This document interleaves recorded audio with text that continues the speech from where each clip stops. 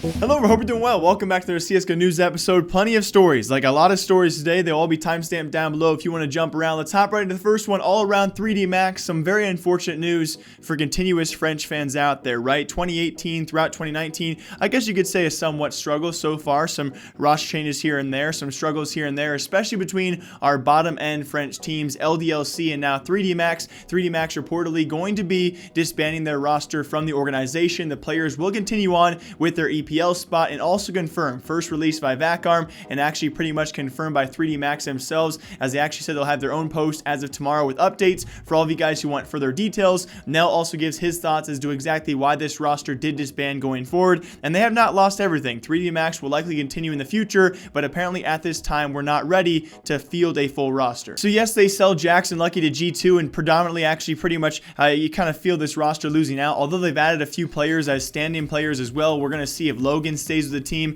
for their future being for their EPL spot. It's just very unfortunate as well, because I even talked about this according to tweets out there by people like David P. It was very clear the players had no idea this was coming. A sad truth to this, although they will retain the EPL spot, I'm sure they have a good future ahead of them, that being the remaining 3DMax players before they disband. It's kind of sucky to see a situation like this, but it does happen quite frequently in CSGO. Our second story out there based all around Zeus. Yes, you see him in the thumbnail. He actually was confirmed as of a vlog late last week, guys. He was actually drug tested, ironically enough, during their semifinal match at the Major versus ENCE. Now, why I say ironically is because during that semifinal series, we saw Zeus we have not seen too much, actually doing much better compared to his frequent self, and a few clutch moments as well during that series. So it's pretty funny they chose that series to actually drug test him afterwards. But more importantly, a lot of us did see on his Instagram posted last night is actually this, apparently signing some kind of deal with AVANGAR. I cannot give you guys the full details as of right now,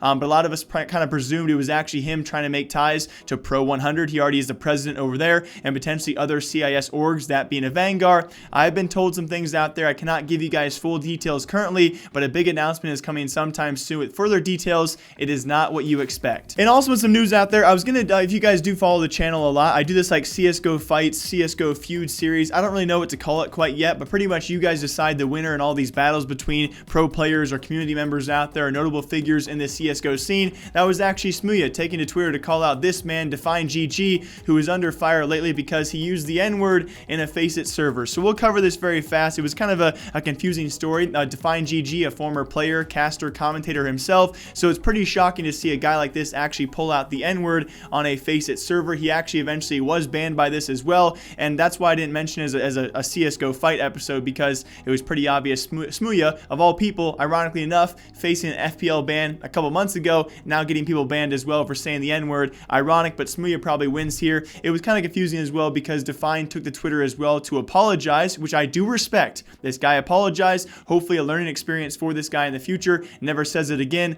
He says he's sorry. He says he deserved the ban as well, and then he goes on to try and explain that it was a false story, twisted. I don't know. He apologized, story over. And in biggest news I'm most excited for, but also news that could break our hearts for all of you guys who are excited for the return of TSM to the Counter-Strike game itself. You know, they had formerly a couple pretty solid roster. They have seen some pretty great players before they did disband as well many years ago. It does seem like forever ago. TSM rumored for some time now to come back to CSGO. Thank you, Decay. His article linked down below. A great read for all of you guys, as a potential new roster will be coming their way, and it will be the Uruguay roster. That, of course, the Scream Mix team. If you guys remember, we talked about yesterday, they lost Draken. He's now going to be filling in for NIP as Dennis takes a leave of absence for his fatigue and his lack of energy, and it could be that Scream Mix team to actually sign with TSM. Now, that's why I say, yes, I'm excited for TSM, but this could be a very, very lackluster mixed team. Yes, they have a slew of results so far with that roster as Draken a part of that roster, but then you have, according to Nell,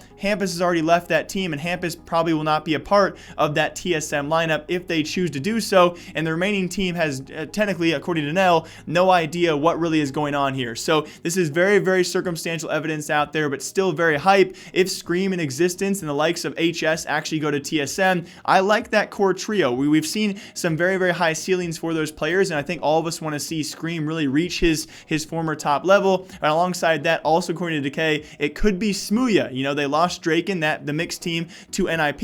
It could be Smooya to fill in for his spot and potentially be the opper for a future TSM. This lineup has a lot of hype names around it, right? We have not seen these guys seemingly consistently at the top of their game for quite some time, right? Scream with Envious, even before then you could say, HS with Optic, Existence, he had his time to shine. He's kind of, I would not say failed time and time again, but he has not reached our expectations time and time again. And then Smooya, I would say a lot of these players are fan favorites. It'd be a hyped up lineup. Would it be a good lineup though? We just don't know those questions. We don't know the answers to those questions, but we're going to hope to see TSM sign a team sometime soon. And if they will, it could be that mixed team. And then very last thing, some smaller news out there. I do apologize for not covering this yesterday. If you guys follow CSGO news, you know the title is not everything. I try and cover a lot of tinier CSGO news stories, so some do slip through the seams. I do apologize. That's why I appreciate you guys who watch the videos no matter what and watch for the timestamps, because I can't fit every video or every video idea or thing I cover in the title or the thumbnail, and so there's always these tinier stories that do slip through. The first of which,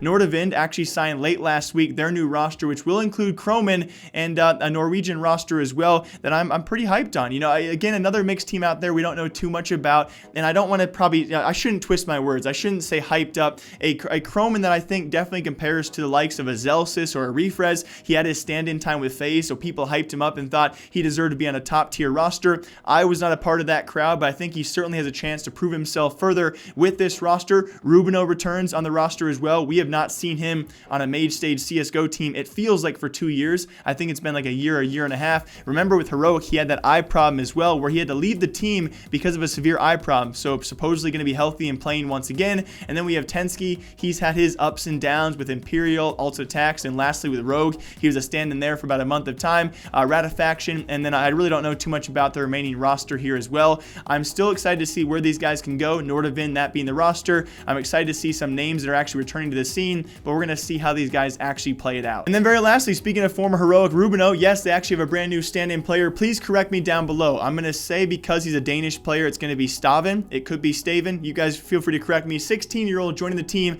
as a temporary stand-in player, and definitely some, I guess you could say, based on what we've seen, some high potential. I don't know a lot about this guy and his background. Heroic, though, trying some new things. A stand-in here and there, and definitely a team we have seen lingering ever since like 2017. So we're going to see how these guys do. To me, Heroic come off as kind of an Optic style team, right? They are lingering. They are there. Are they notable right now? No, but they're taking a risk, which I love to see on a 16-year-old rising Danish player, which you never know, right?